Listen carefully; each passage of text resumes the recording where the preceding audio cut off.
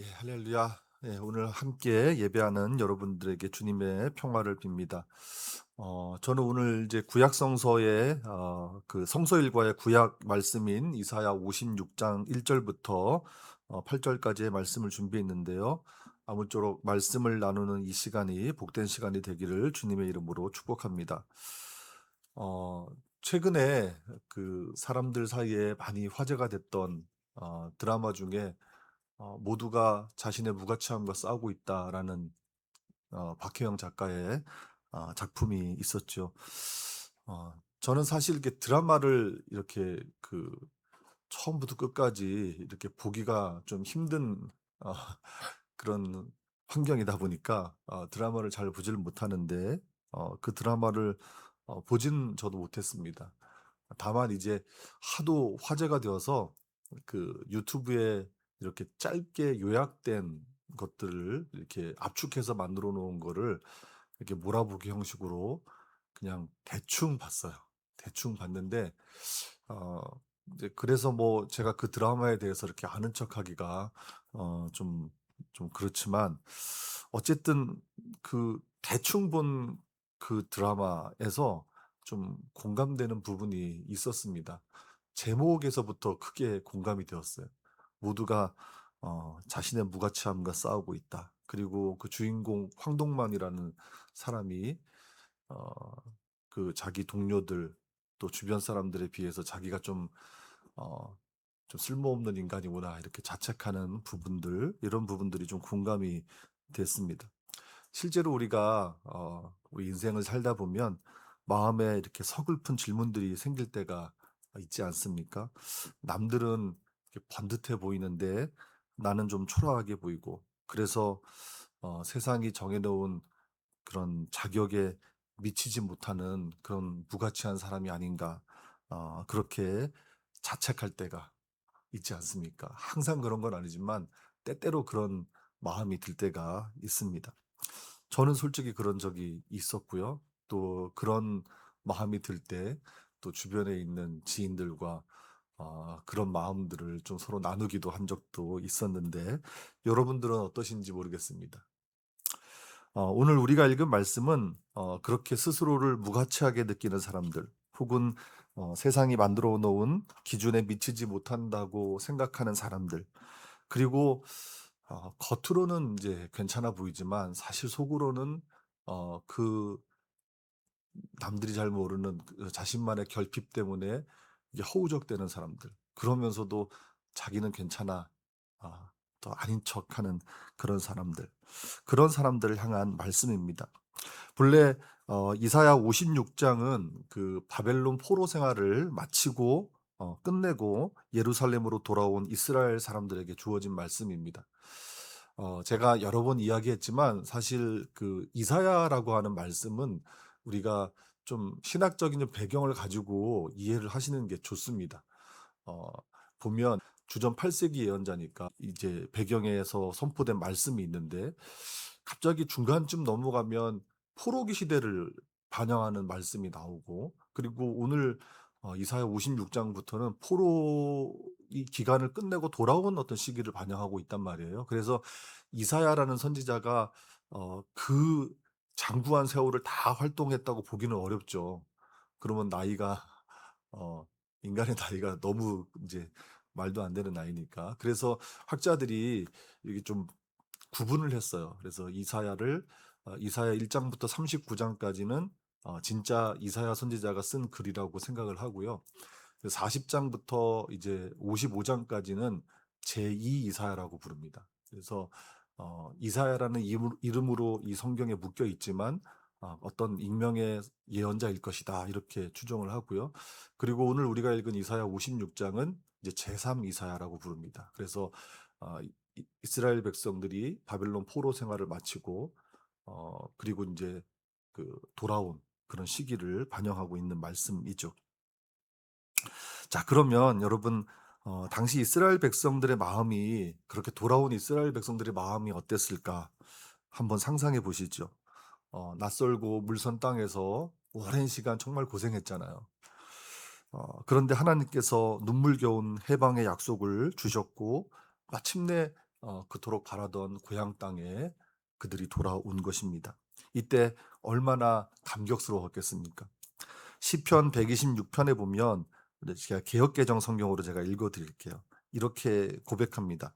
여호와께서 시온의 포로를 돌려보내실 때 우리는 꿈꾸는 것 같았도다. 그렇게 고백합니다. 마치 꿈꾸는 것처럼 너무 기쁘고 너무 감격스러웠던 겁니다. 그런데 실제로는 그 감격이 오래가지 못했습니다. 그들이 고향 땅에서 마주한 현실은 정말 참담했기 때문입니다. 예루살렘 성벽은 무너져 있고 성전은 어 그때 바벨론 군대가 와서 잿더미로 만든 그대로였습니다. 폐허가 된 예루살렘에서 거처할 집이 있을 리가 없죠. 편하게 누울 자리도 없고 한 끼 먹을 양식도 구하기 어려운 현실이었단 말입니다. 그러니 그들의 삶이 얼마나 팍팍했겠습니까? 그런데 이때 하나님께서 그렇게 돌아온 이스라엘 백성들에게 다소 의외의 말씀을 주십니다. 먼저 1절을 한번 보실까요? 여호와께서 이렇게 말씀하셨습니다. 너희는 정의를 지키고 공의를 이루어내라. 가깝기 때문이다. 나의 구원이 이를 때와 나의 공의가 나타날 때가. 하나님의 구원이 이를 때, 그리고 하나님의 공의가 나타날 때가 가까웠다. 이 말씀은 그렇게 돌아온 이스라엘 사람들에게, 백성들에게 큰 위로가 되었을 것입니다. 이제 포로 생활을 마치고 고향 땅으로 돌아왔으니 하나님께서 모든 것을 제자리로 돌려놓으시겠지. 그리고 어, 이 땅에 하나님 나라를 세우시겠지. 우리가 과거에 하나님을 알지 못하는 백성들에게 끌려가서 온갖 고초를 다 겪었는데 하나님께서 그 아픔을 싸매 주시고 감싸 주시면서 우리를 다시 일으켜 세워 주시겠지. 그런 마음들, 그런 생각들을 가졌을 겁니다. 그런데 하나님께서 그런 마음을 가지고 있는 이스라엘 백성들에게 말씀하시는 거예요. 그러기 위해서 너희들이 해야 할 일이 있다. 말하자면 그들의 삶을 통해서 정의를 지키고 공의를 이루어내는 일, 그걸 하라는 겁니다. 폐허가 된 현실 속에서 먼저 할 일은 너희들이 땅을 일구고 건물을 짓는 일이 아니라 일상 속에서 하나님의 정의와 공의를 실천하면서 살아가라는 겁니다. 그래야 폐허의 땅이 하나님 나라로 세워진다는 말씀을 하고 계신 겁니다. 자, 그렇다면 하나님이 바라시는 정의, 하나님이 바라시는 공의는 도대체 무엇일까요? 우리가 흔히 이제 정의라고 하면은 사회의 질서를 바로 세우거나, 그리고 뭐 엄격하게 법을 집행하는 그런 정의를 떠올립니다. 그런데 오늘 본문에서 말하는 정의는 그런 것과는 결이 좀 다릅니다. 사실 구약 성경에서 말하는 정의는 히브리어로 째다카라고 하는데 하나님의 언약 백성으로서 마땅히 맺어야 할 관계의 의무를 말합니다. 먼저는 이스라엘 백성들이 하나님과의 올바른 관계를 맺는 거예요. 그리고는 같이 더불어 살아가는 동료 인간들과 관계를 맺는 거예요. 이런 겁니다. 정의라고 하는 것은 하나님께서 나에게 베푸신 사랑과 은혜를 기억하면서 우리의 이웃에게, 우리의 동료들에게 그 사랑과 자비를 베푸는 것. 그게 바로 하나님의 정의입니다. 공의도 마찬가지입니다. 공의는 이제 히브리어로 미시파트라고 하는데 이제 공정함이라는 뜻이 있기는 하지만 성경에서 말하는 공의는 약자를 보호하는 것과 관련이 있습니다. 그래서 하나님의 공의가 바로 섰다라고 하는 것은 하나님께서 엄격하게 이 세상을 주관하신다는 의미로 이해할 것이 아니라 어 사회의 권력자들이나 부한자들이 약자들을 착취하지 않는 것, 그게 하나님의 공의가 바로 선 것입니다. 힘없고 약한 사람들이 억울한 일을 당하지 않고 그들이 누릴 수 있는 권리들을 누릴 수 있게 해주는 것, 그런 사회를 만들어 가는 것, 그게 바로 하나님의 공의가 선 나라라는 뜻입니다. 그게 바로 하나님의 공의예요. 그렇게 정의와 공의를 이해하면 이어지는 말씀의 의미가 깊이 와닿습니다. 사실 예루살렘으로 돌아온 이스라엘 백성들의 마음은 어떤 면에서는 좀 사나워져 있었습니다. 고생 끝에 겨우 고향 땅으로 돌아왔는데 현실은 폐허잖아요. 아무것도 없는. 먹고 살 길도 막막하죠. 그러니 타인을 배려할 마음의 여유도 없었을 것입니다. 아마 우리라도 그랬을 것 같습니다. 그런데 돌아온 고향 땅에 이미 말하자면 그 돌아온 고향 땅에 자기들이 그 70년 기간 동안 비운 사이에도 여전히 그 땅에 살고 있는 사람들이 있었어요. 누굴까요? 그 사람들이 바로 이방인들입니다. 그리고 장애를 가진 사람들입니다. 왜 이방인들, 왜 장애를 가진 사람들이 예루살렘 사람들이 대부분 포로로 끌려갔을 때 그 땅을 차지하면서 그 땅에 살고 있었을까요? 열왕기하 25장 12절에 보면 그 내용이 나왔습니다. 바벨론 군대가 예루살렘을 쳐들어와서 성전을 불사르고 성벽을 무너뜨리고 모든 귀한 것들을 다 가지고 갔죠. 그리고 이스라엘 사람들을 포로로 잡아가는데 똑똑한 사람들, 자기 나라에 데리고 가서 일할 만한 사람들 다 데리고 간 겁니다. 그리고 남겨둔 사람들은 어떤 사람들이냐면 성경의 새한글 성경의 표현을 빌리면 보잘것없는 사람들만 그 땅에 남겨놨어요. 그 보잘것없는 사람들, 개역개정 성경에서는 비천한 사람들이라고 번역했는데 그 사람들이 어떤 사람들이냐면 이방인들, 그리고 장애를 가진 사람들, 아무 짝에도 쓸모없다고 여겨질 그런 사람들만 남겨놓은 거예요. 이스라엘 사람들이 포로 생활을 다 마치고 고향 땅에 돌아오니까 그 사람들의, 그리고 그 사람들의 후손들이 그 땅을 살아가고 있는 거예요. 이때 돌아온 이스라엘 백성들이 그렇게 살고 있는 사람들을 공동체 밖으로 막 밀어내는 겁니다. "여기 원래 우리 땅이었어. 너희들 주인 노릇하지 마." 하면서 밀어내는 거예요. "너희는 이방인이니까 다른 데 가서 살아. 너희는 장애를 가진 사람들이니까 우리와 함께 살 수 없어." 그렇게 밀어내는 거예요. 선을 긋고 담을 쌓은 거죠. 그런데 가만히 당시의 풍경을 들여다보면 참 서글프고 아픈 역설이 있습니다.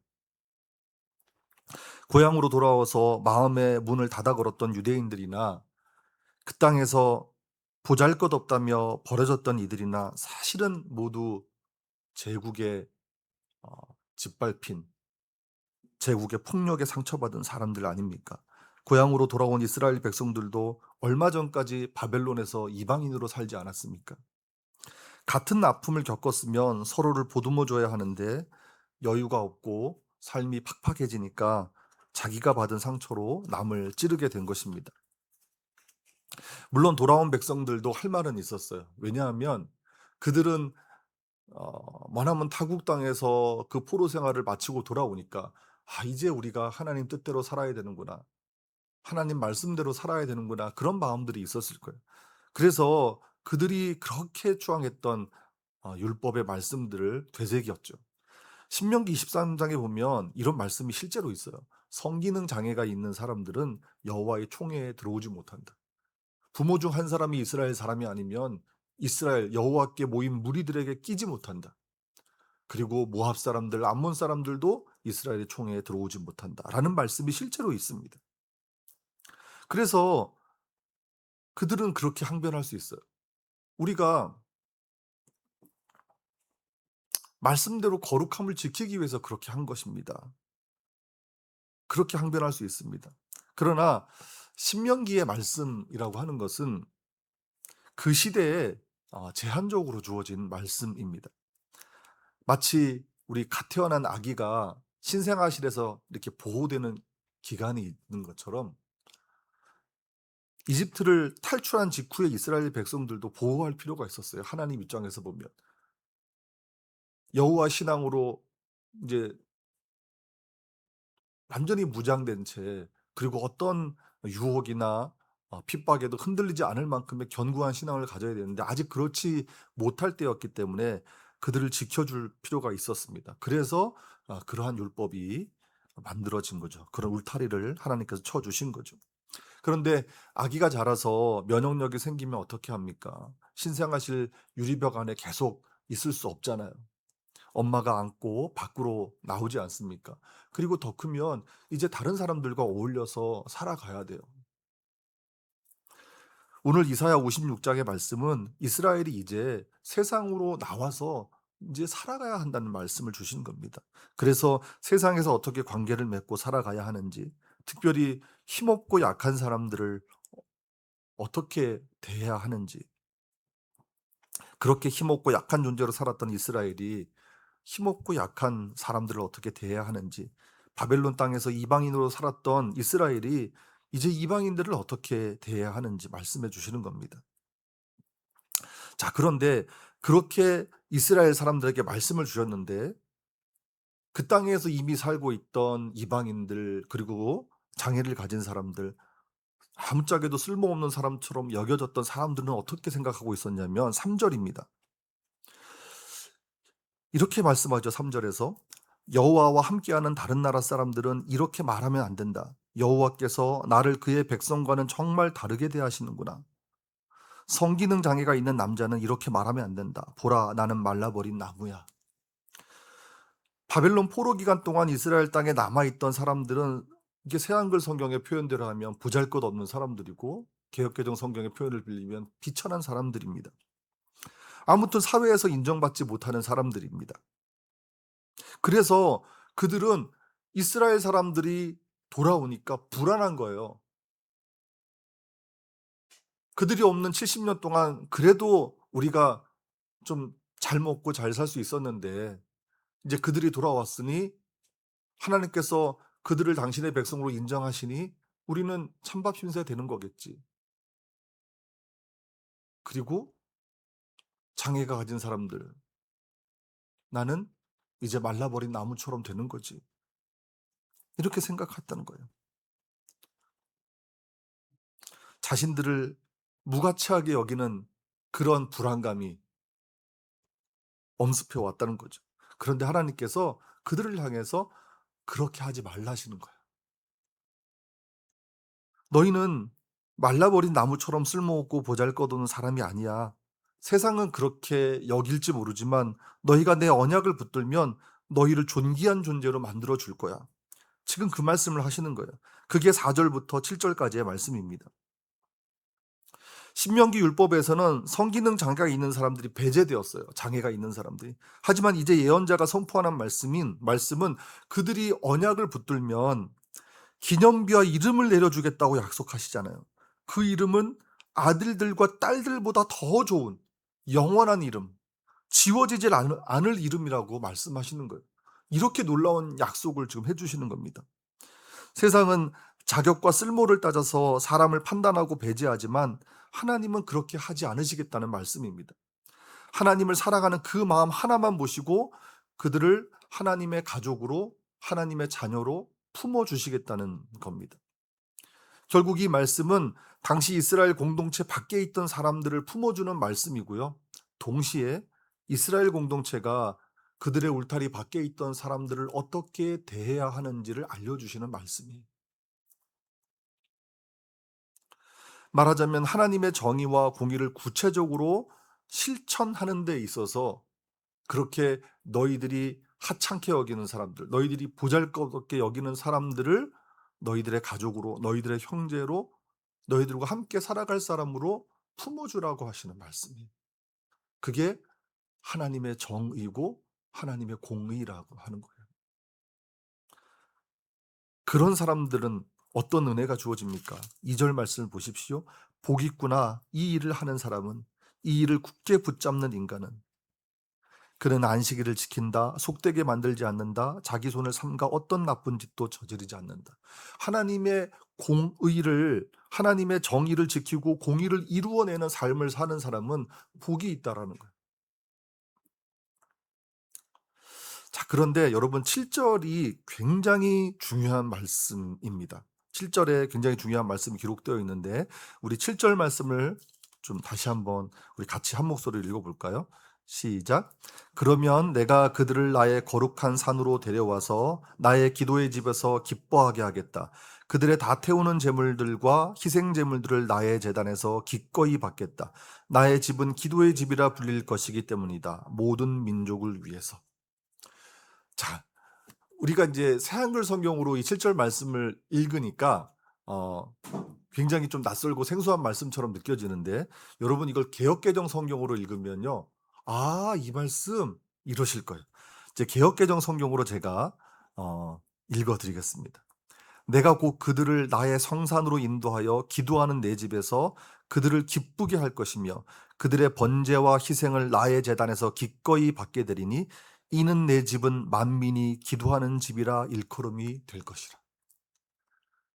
우리가 보통 이제 교회를 만민이 기도하는 집 이렇게 많이 하잖아요. 그래서 이제 큰 교회 같은 데 보면 이렇게 돌로 어 이렇게 만민이 기도하는 집 이렇게 새겨 가지고 딱 세워 놓기도 하고 그렇습니다.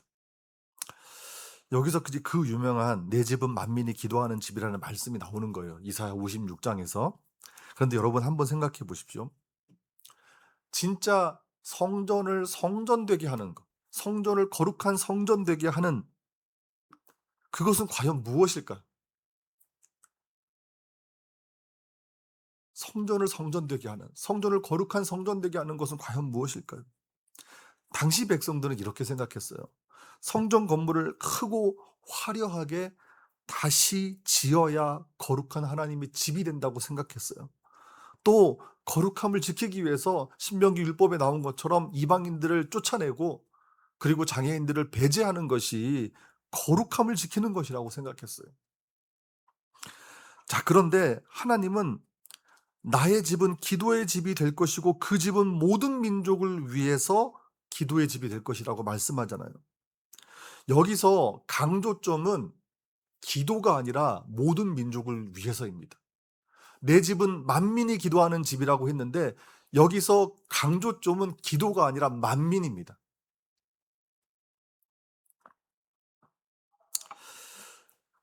성전의 거룩함은 화려한 건물로 만들어지는 게 아닙니다. 웅장한 제사 의식으로 만들어지는 것도 아닙니다. 자격이 없다고 배제되었던 이방인들과 약자들이 들어와서 하나님을 예배하고 쉴 수 있는 집, 다시 말해서 환대가 있는 집이 될 때 비로소 그곳이 하나님의 거룩한 성전이 된다는 말씀입니다. 우리가 성경을 잘못 이해하고 있는 구절 내용들이 굉장히 많아요. 특히 이사야 같은 데 보면 뭐 "내가 기뻐하는 금식은", 그것도 정말 많이들 오해하고 있는 말씀 중에 하나인데 이 말씀도 마찬가지입니다. 제가 여러분과 독서 나눔 이제 책을 이렇게 선정하는 과정에서 우리가 나눔 책으로 선정하진 않았지만 "이 책도 괜찮아요." 하면서 소개했던 성경 문해력이라는 책이 있잖아요.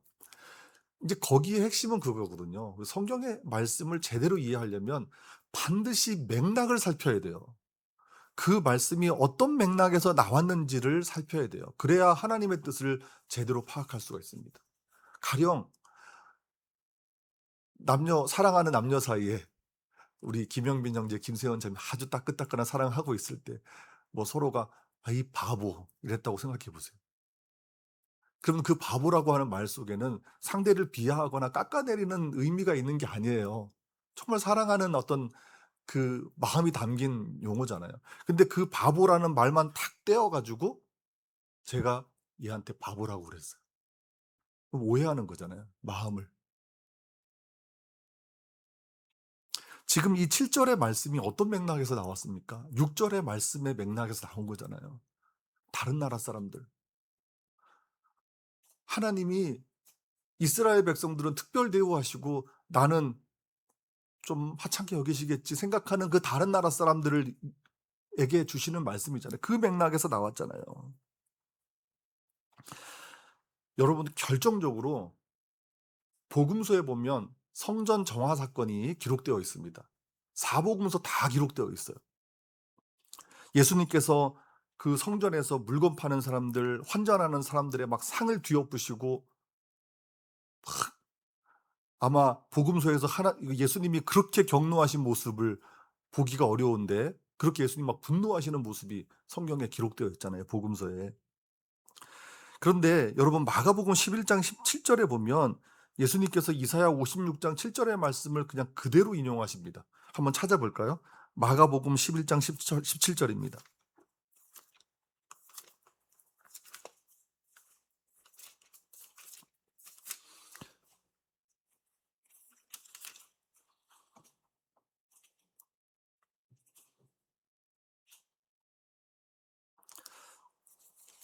자, 우리 같이 한번 읽어보겠습니다. 마가복음 11장 17절. 예수님이 그들을 가르쳐 말씀하셨다. 성경에 이렇게 적혀 있지 않소. 나의 집은 기도의 집이라 불릴 것이다. 모든 민족들을 위해서. 그런데 바로 당신들은 이곳을 강도들 소굴로 만들어 놓았소. 자, 그러니까 개역개정 성경을 보면 개역개정 표현 그대로 만민이 기도하는 집이라는 표현으로 나옵니다. 자, 그러면 예수님께서 왜 이 말씀을 하셨을까요? 성전에 갔더니 예루살렘 성전에 갔더니 사람들이 그 이제 제사 드리기 위해서 제물이 필요하잖아요. 그러니까 뭐 비둘기며 소며 양이며 이런 것들 막 가축 우리를 만들어 놓고 짐승 우리를 만들어 놓고 그거를 막 팔고 있는 거예요.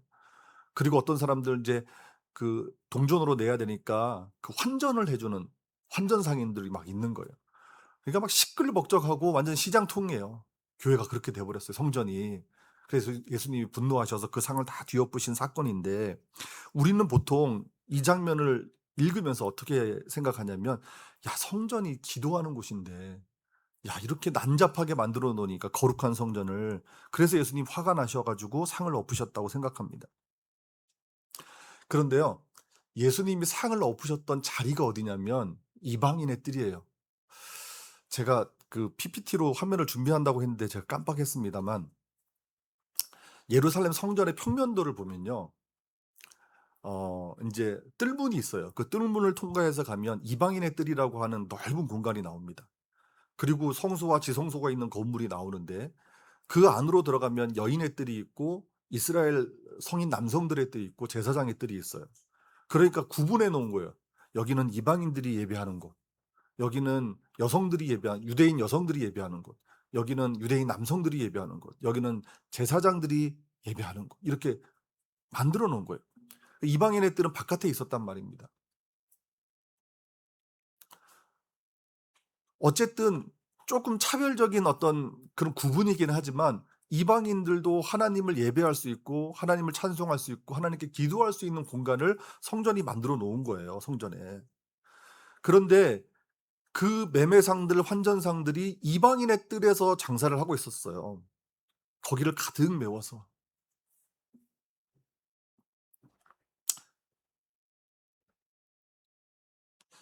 유대 종교자 지도자들이라고 하는 사람들이 그걸 허락한 거거든요. 자기들이 예배하는 안쪽들은 거룩하게 비워두고 힘없는 이방인들이 기도해야 할 그 유일한 자리에 환전상과 짐승무리를 차려 놓도록 허락한 거예요. 모든 민족을 위해서 만들어진 기도의 자리가 당시 종교 권력자들에 의해서 빼앗겨 버린 거예요. 그리고 사실은 더 놀라운 건 그 매매상들이나 환전상들이 그렇게 매매 행위를 하고 환전 행위를 하면서 수수료를 그 당시 종교 기득권 세력들에게 이렇게 줬단 말이에요. 그러면 그것을 또 복구하기 위해서 이방인들에게 더 많이 받아내야만 했어요. 착취의 구조가 그 안에 있었어요. 예수님이 왜 분노하셨냐면 그렇게 모든 민족을 위해서 모든 민족들이 함께 이 성전이라고 하는 것은 그렇게 모든 민족들을 환대하는 자리가 되어야 하는데 누구더라도 와서 기도할 수 있는 자리가 되어야 하는데 자기네들은 자기네들의 거룩함을 지킨다고 거기는 거룩하게 비워두고 여기에 온갖 난잡하게 이런 걸 만들어 놓았다는 거에서 예수님 분노하신 거예요. 예수님에겐 성전의 거룩함은 화려한 의식이 아니라 가장 소외된 이방인이 하나님 앞에 나와 부르짖을 수 있는 환대의 자리를 지켜주는 것이었습니다. 예수님이 실제로 그 당시 종교 권력층, 기득권층들과 어울리지 않았잖아요. 그 당시 소외된 사람들, 그 당시에 손가락질 받던 사람들, 업신여김 받던 사람들과 함께 하셨잖아요.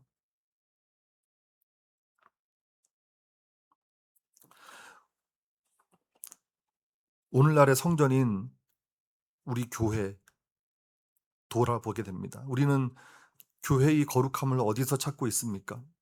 건물이 얼마나 좋은지, 프로그램이 얼마나 세련됐는지, 우리끼리 얼마나 마음이 잘 통하는지를 따지고 있지는 않습니까? 만약 교회가 우리끼리의 편안함만 지키느라 상처받고 지친 사람들을 향해서 보이지 않는 선을 긋고 있다면 아무리 뜨겁게 찬양해도 그것은 주님이 상을 엎으셨던 자리와 다를 게 없습니다. 교회가 진짜 하나님의 집이 되는 순간은 문턱을 낮추는 때입니다. 나 같은 마른 나무도 살려주신 하나님의 은혜를 기억하면서 내 곁에 있는 또 다른 마른 나무까지 손을 잡아줄 때 그 환대의 자리에서 교회가 진짜 교회다워지는 것입니다. 그러나 참 어려워요. 제가 사실은 어저께 그 김상일 씨 집에 다녀왔습니다. 그래서 구제 물품도 전달하고 함께 좀 이야기를 나누고 왔는데요. 7월에는 사실 안 갔거든요. 그 안 간 이유가 있었어요. 제가 7월에 그 상기 씨 때문에 좀 시달렸어요. 왜냐하면 어느 날 전화가 왔어요. 전화가 와서 자기 병원에 있는데 병원비를 좀 빌려 달라는 거예요. 보내 달라는 거예요. 그래서 돈을 이렇게 보내주면 안 될 텐데 인제 주민센터에 인제 확인을 좀 해 봐야 되겠다 싶어 가지고 "그 병원이 어디냐. 내가 병원비를 내가 내주겠다 직접 가서." 그랬더니 아니라고 계좌로 보내줘야 된대요. 그래서 제가 주민센터에 전화를 해서 그 담당 주무관한테 전화를 했더니 "아이 목사님 절대 보내주시면 안 됩니다. 지금 그 상희 씨가 인제 뭐 어떤 중독자 센터에서 만난 누구를 또 이렇게 만나고 있는데 그 사람이 좀 질이 안 좋아서 자꾸 그 상희 씨한테 돈을 좀 갈취하고 있는 것 같아요. 그래서 이렇게 자꾸 돈을 갖다 바친다는 거예요. 그리고 그 돈을 정말 자기 병원비로 쓰는 것도 아니고 자기 먹을 거 사는 것도 아니고 술 먹고 뭐 담배 사고 이런 데 쓴다는 거예요. 그래서 안 그래도 그럴 것 같아서 제가 마음이 좀 허락이 안 됐다가 주민센터 이야기를 듣고 '아 그래. 이거는 좀 조심해야 되겠다.' 해서 거절을 했어요. "네. 나중에 따로 찾아가겠다."